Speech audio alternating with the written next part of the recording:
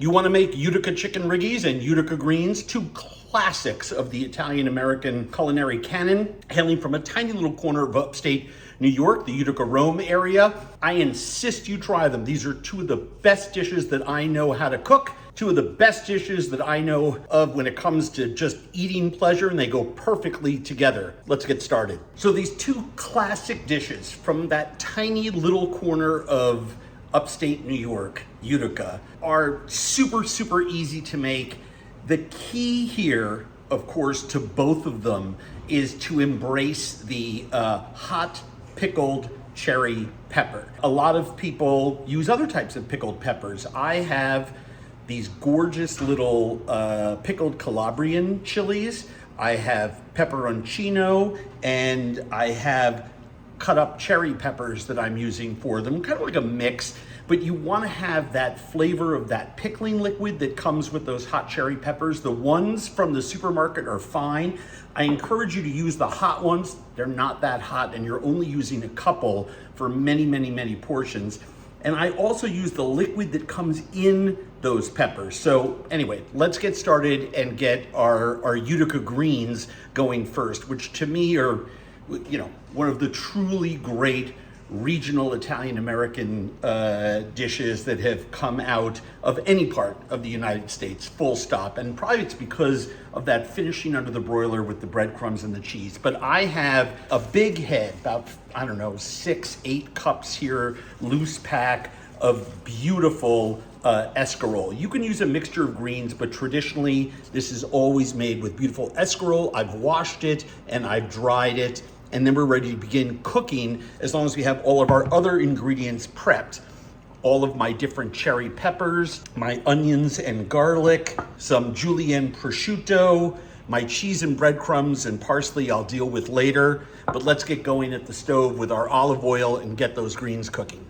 First thing we want to do over medium heat in a large saute pan is put in a few glugs of olive oil. 3-4 tablespoons should do it.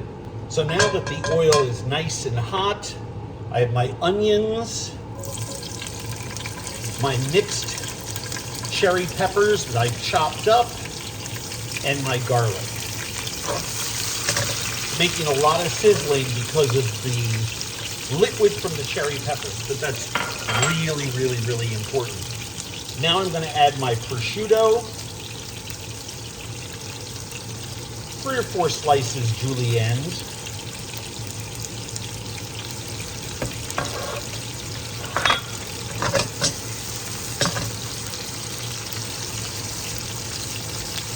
break up that piece of onion in there.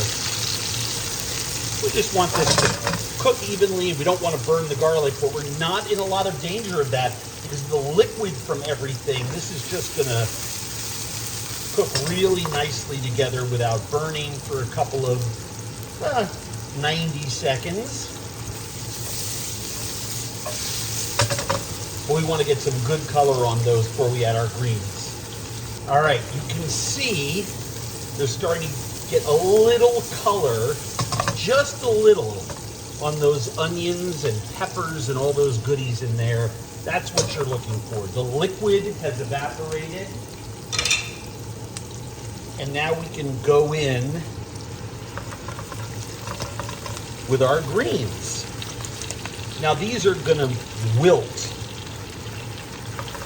fantastically. So I put about 2/3 of them in there.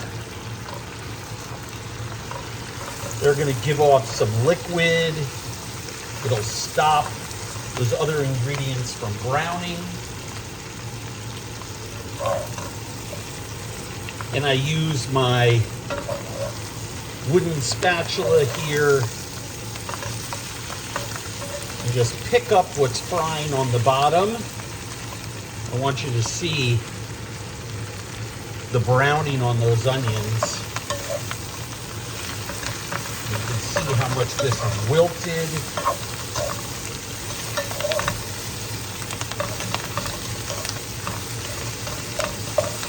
Push those to the side. Dump in the rest of our escarole. And basically just doing the same thing. You know, the temperature of the escarole on the top is cool. So I can use my other hand here to sort of help turn everything. And once this is wilted completely, we want to cook it for a couple of minutes. Then we'll top it with our breadcrumb and cheese mixture and get it under the broiler. Look at that. What was 6-8 cups at least loose pack escarole is now shrunken considerably. I'm just making sure that all the onions and the prosciutto and the garlic and those pickled cherry peppers and Calabrian chilies are evenly distributed in there. And while this looks completely cooked through, if it was, say, spinach or some other green, chard or something, you really want to make sure your escarole cooks all the way through. We just want another 45, 60 seconds on there before we put our cheese and our breadcrumbs on it and get it under the broiler. All right, I've got my pecorino romano there. I'm gonna add an equal amount of breadcrumbs, and I'm just gonna toss those so that the breadcrumbs and the cheese are just evenly distributed in there. And then I'm just gonna sprinkle this across the top.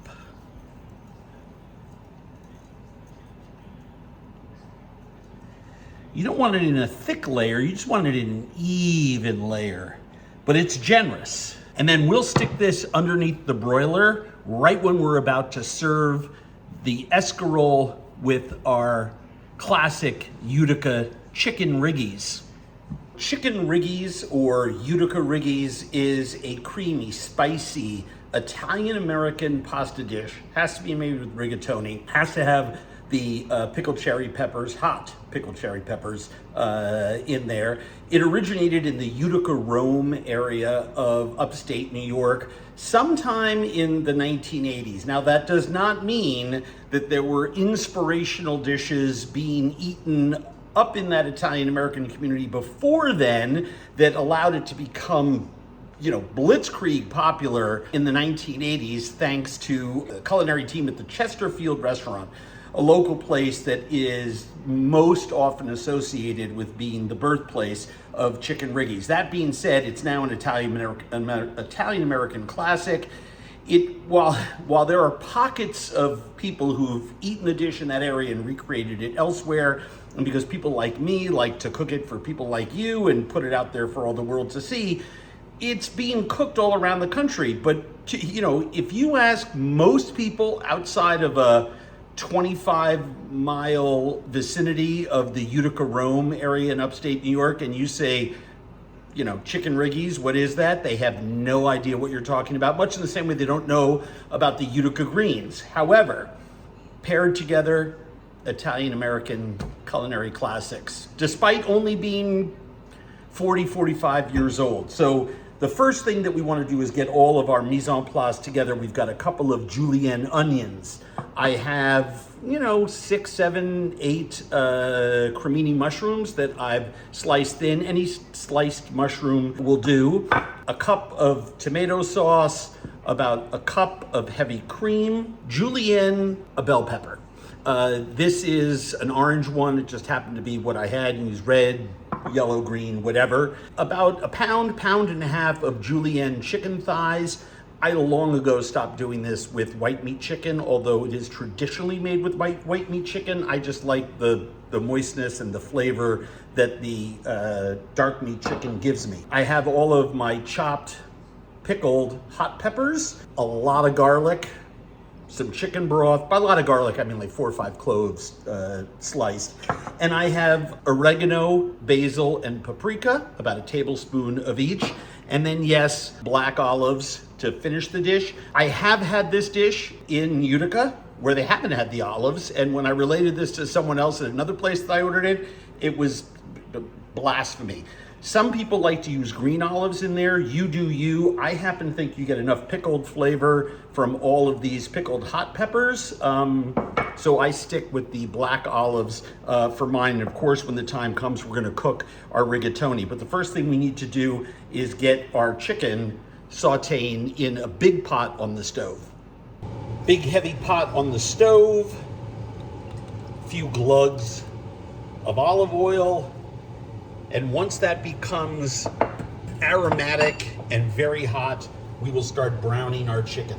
All right, I can smell the olive oil and I can see it rippling in there, which means I can take my julienne dark meat chicken,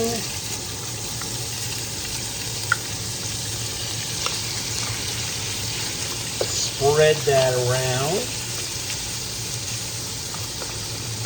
And I am basically going to let this brown over medium heat on this one side. I'm just spreading it out in one layer until I get some nice color on it, and then I'll add my other ingredients. So, slowly cooking it all on one side, my patience is rewarded by some really nice, even cooking without burning. I'm going to add my garlic. I'm going to add my onions. I'm going to add my mushrooms. I'm going to add some salt.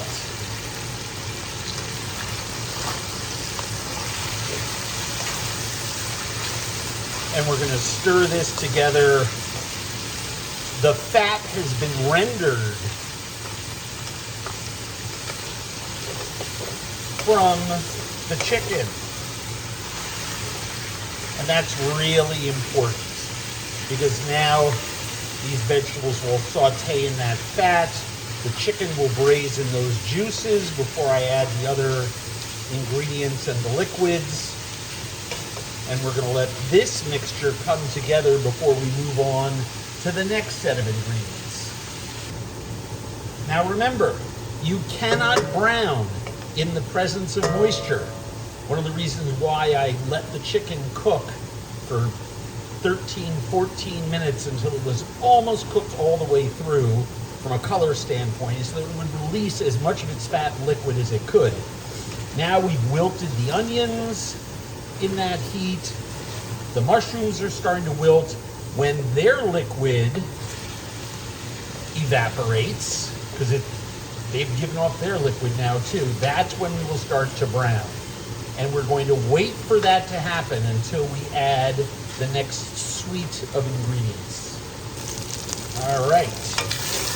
Well, you can see here exactly what I mean. That moisture is gone. There's a brown fond at the bottom of the pan. You can see that there's color on those mushrooms. The onions and the chicken, they're starting to caramelize.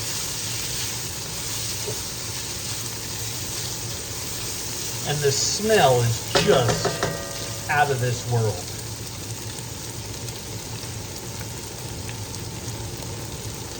A beautiful brown color on those mushrooms, onions, chicken. And notice that a lot of that liquid has evaporated, almost all of it. Otherwise it wouldn't be browning. But a lot of people oftentimes think that's fat and the olive oil, and it's not.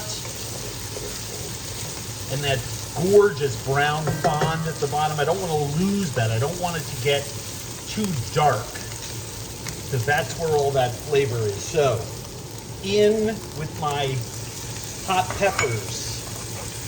In with my julienne peppers.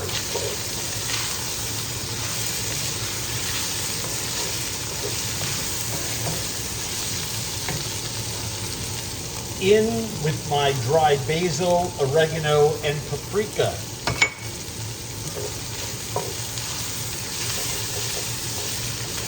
in with my white wine. About a cup.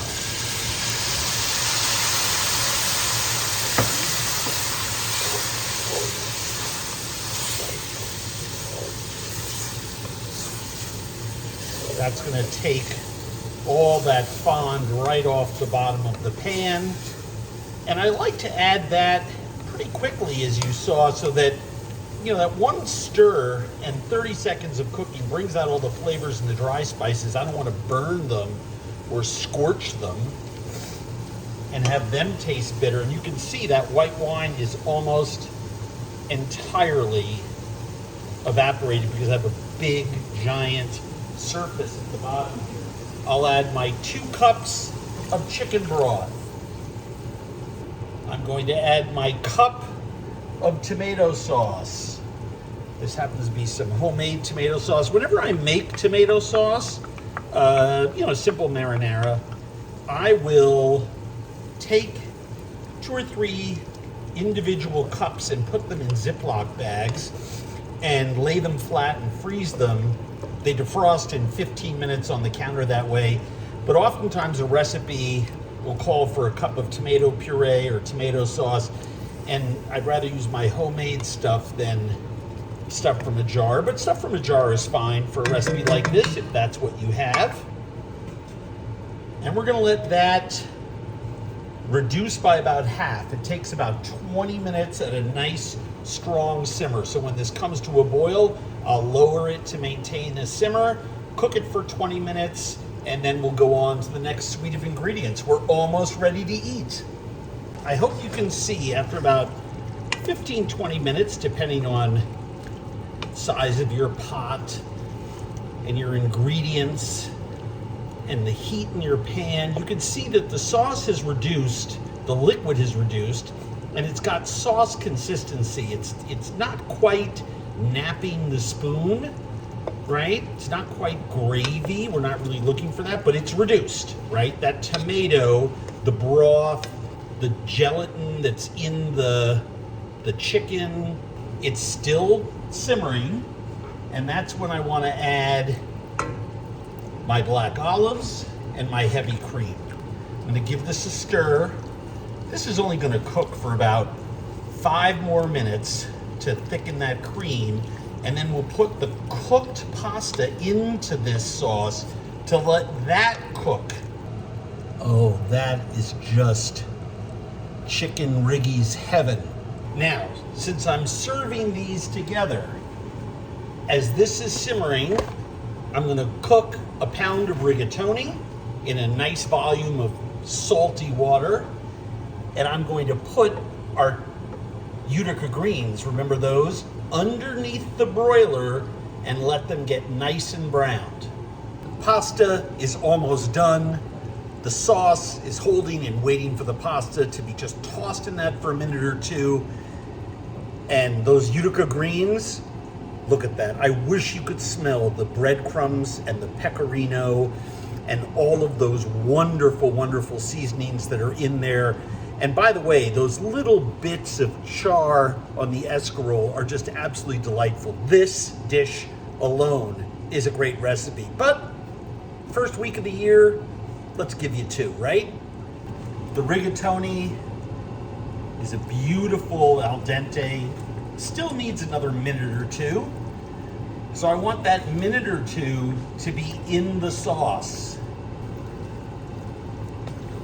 But I just want the pasta to come together and do its final cook in this delicious creamy sauce. And you'll see how much of it actually gets sucked up by the pasta. And it's why slicing everything really thin, the onions, the mushrooms, the chicken, is so important, because it allows all of the sauce and, yes, some of the solids in that sauce to go into the holes inside that rigatoni. That is the beauty of using a large pasta shape like this that has holes. Maybe a 1/4 cup. That just allows me to, those several tablespoons. Just allows me to turn up the heat a little bit. Get this simmering more aggressively.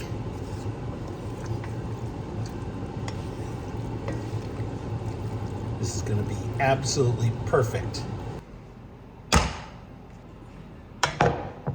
That is Utica Italian American heaven. Put some parsley in here, and I have a mixture of Parm and Pecorino Romano. Just to go in the pot, I'll put more on the table. And the nice thing about these two dishes is that you can literally serve them from stovetop to table in beautiful pots and pans like these. Oh, this, my friends, is some seriously good food. Let's get some of this delicious pasta in the bowl and some of these Utica greens. Be sure to serve it with those breadcrumbs on top. Oh, I can smell the prosciutto. How's that for a yummy dinner? Delicious, right? Get lots of vegetable, actually. Chicken, you know, yes, there's pasta in there, but this is a delicious wintertime meal. But of course, we always want to know how it tastes.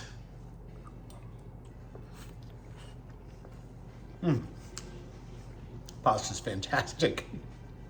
You know, you hear chefs all the time talking about making sure there's acidity in a dish to balance out rich things like olive oil and cream and, yeah, even chicken thighs.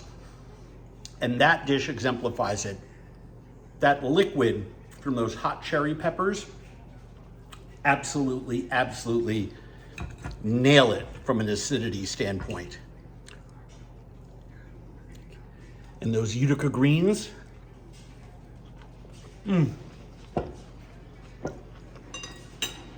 bitter, sweet, smoky, salty, spicy. Those greens absolutely have it all. One of the best dishes that you will cook all year are these Utica greens. Oh. When I eat these two dishes, especially together, I'm reminded why they are so popular, and stunned at how such a small corner of our country has such a passion for them and the rest of our country has less of one. Get on this, America. The people of the Utica Rome area know what's what.